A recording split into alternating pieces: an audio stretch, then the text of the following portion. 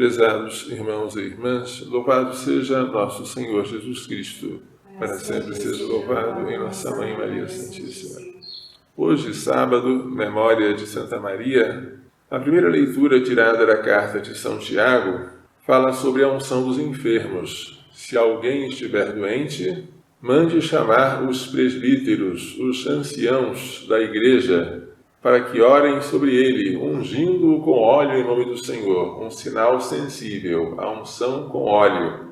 A oração da fé salvará o doente, e o Senhor o levantará. O alívio da doença é um dos efeitos da unção dos enfermos. E se tiver cometido pecados, receberá o perdão. Agora é um efeito propriamente sobrenatural, o perdão dos pecados, que significa a comunicação da graça. Um sinal sensível que comunica a graça é um sacramento. Este é o sacramento da unção dos enfermos, que aparece de maneira explícita só aqui, nesta carta de São Tiago. Depois, o apóstolo fala sobre a confissão. Confessai uns aos outros os vossos pecados, orai uns pelos outros para alcançardes a saúde. Depois, sobre a oração. A oração fervorosa do justo tem grande poder e dá o exemplo de Elias, que por ter orado com fervor, obteve primeiro que não chovesse durante 3 anos e meio, e depois que a chuva voltasse. Por último, o apóstolo fala sobre os desencaminhados. Se algum de vós se desviar da verdade e outro o reconduzir, saiba este que aquele que reconduz um pecador desencaminhado salvará da morte a alma dele e cobrirá uma multidão de pecados. É uma obra de misericórdia maravilhosa, reconduzir ao aprisco, ao redil, aquela ovelha que se havia extraviado.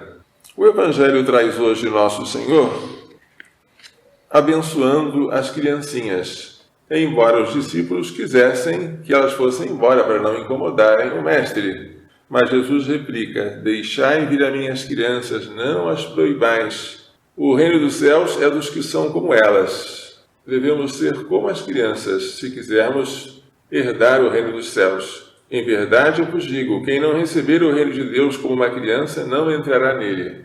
A criança recebe o reino de Deus com confiança, com disponibilidade, com entrega.